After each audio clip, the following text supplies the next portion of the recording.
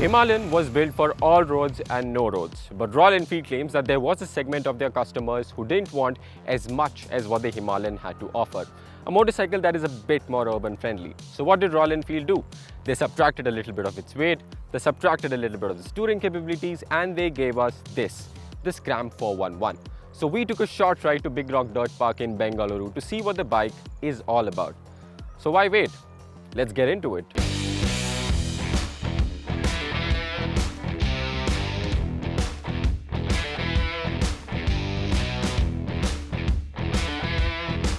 Now looks are subjective, and on that front, the Scram did not disappoint us.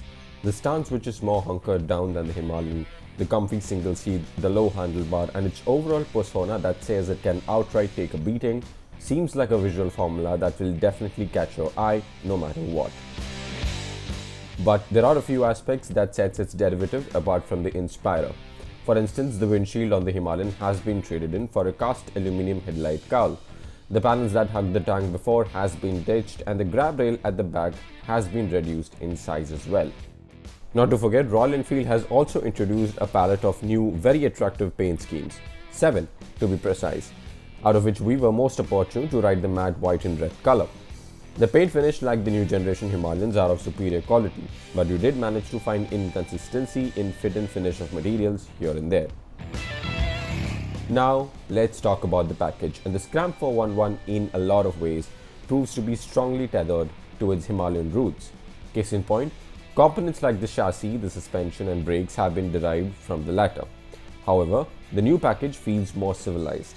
Picture the Himalayan to be the elder brother who joined the army, and the Scram to be the younger one who joined the top ranks of the city police force.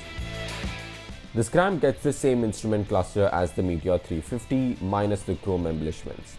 The main dial shows vital information like gear position indicator, odometer and the analog speed dial.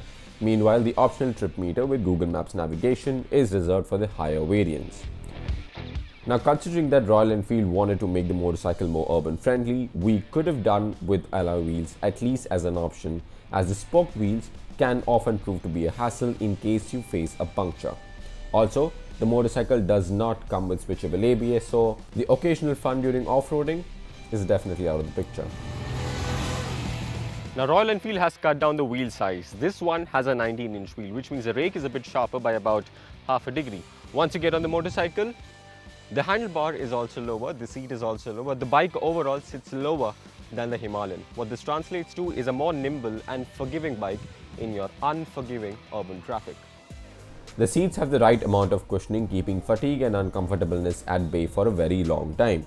Even while standing, in spite of the handlebar being about 60 mm lower than the Himalayan, the Scram can be grabbed tightly by the tank and hence provide better control. Now, the engine is the same 411cc unit from the Himalayan, but Royal Enfield says that the fuel injection is a bit more aggressive to suit its riding style.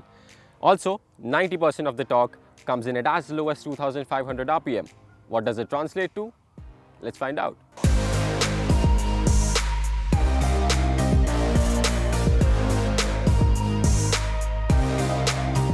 In one word, fun. With a 5 kg shave-in of the Himalayan, the Scram feels eager to climb up the RPM range with ease. The torque at lower end starts out thick and is spread evenly throughout the rev range. While we did notice some vibration in the 2000 to 4000 RPM mark, the ride was smooth and refined after it. Now, as we mentioned before, the suspension, brakes and chassis are all borrowed from the Himalayan. However, in the Scram, the components come together to make the motorcycle more nimble and agile. On less than good roads, the front and rear suspension proved to be plush, eating up most undulations. Off the road, we felt the same setup could have done with a bit more damping. The brakes, however, is where we discovered some room for improvement, as under heavy braking, the setup lacked proper bite and feel. Now, the Scram 411 was built with one purpose, and that was multi-purpose. Now, hear me out. I know it sounds odd, but after a day of riding it in the city, on the highway, and through some very challenging trails, I'm covered in mud and sweat, but I'm still happy. It's because the bike didn't flinch one bit, no matter what you threw at it.